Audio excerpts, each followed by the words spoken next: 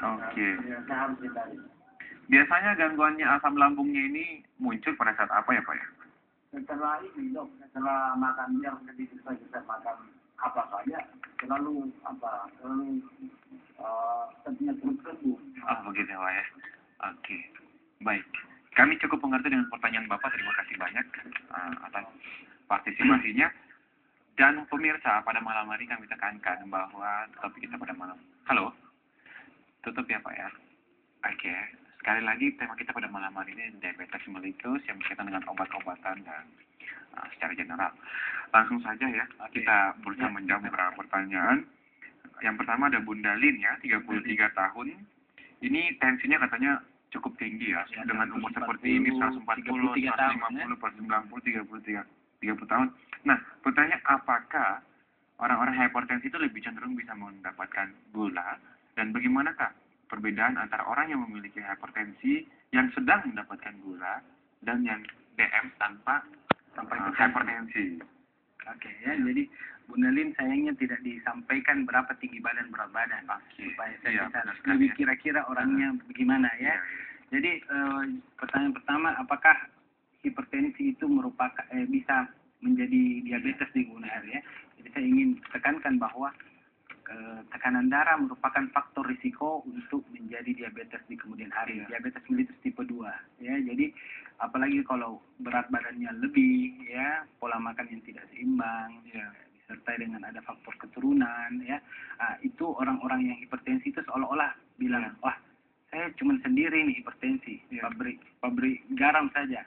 Bagaimana lebih lengkap kalau ada pabrik gula. Jadi orang-orang dengan hipertensi merupakan faktor risiko untuk penyakit gula. Ya, jadi kalau Bunda Lin ingin hidup sehat, ya, seyogianya ya kita periksa. Ya, ada lagi faktor risiko karena Bunda Lin wanita perempuan. Saya bisa tanya apakah pernah melahirkan anak 4 kilo. Nah, kalau pernah melahirkan anak 4 kilo, merupakan faktor risiko yang besar lagi, cukup besar untuk menjadi diabetes di kemudian hari. Ya, jadi jawaban saya ya bisa ya. Jadi hipertensi merupakan faktor risiko diabetes di kemudian hari. Nah, sekarang pertanyaan kedua, apakah ada perbedaan antara orang-orang yang hipertensi non diabetes dan diabetes dengan hipertensi dan diabetes tanpa hipertensi kalau tidak salah ya. Jadi sama-sama juga penyakit progresif ya yang membutuhkan kontrol ya. Jadi saya selalu katakan bahwa ini kedua penyakit hipertensi dan diabetes adalah penyakit sekali merdeka tetap merdeka. Sekali merdeka tetap ada ya. Ya, tetap penyakit diabetes ya. Diabetes ini sekali ya, merdeka, sekali merdeka tetap merdeka. Hipertensi juga begitu ya. Jadi membutuhkan kontrol teratur ya, kontrol dalam arti kata bukan cuma datang ke dokter, kontrol untuk diri sendiri ya, baik di rumah dia tekan darah tingginya, ada tensi ya, dan kemudian minum obat secara teratur.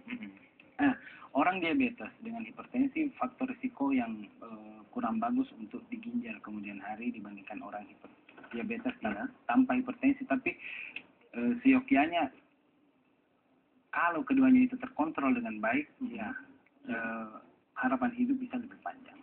Komplikasinya itu lebih kurang.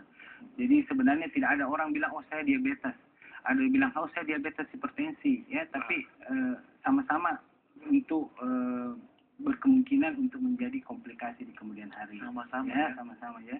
Jadi orang-orang diabetes bukan cuma kita kontrol kadar gulanya, kita kontrol juga tekanan darahnya, kita kontrol lipidnya, kita kontrol berat badannya. Jadi banyak yang perlu di multidisiplin lah kalau orang diabetes itu datang untuk berobat ya. Jadi dengan itu. Dan yang baik. Dan yang kedua itu ada atas nama Pak Hans ya, 34 tahun dengan berat badan 80.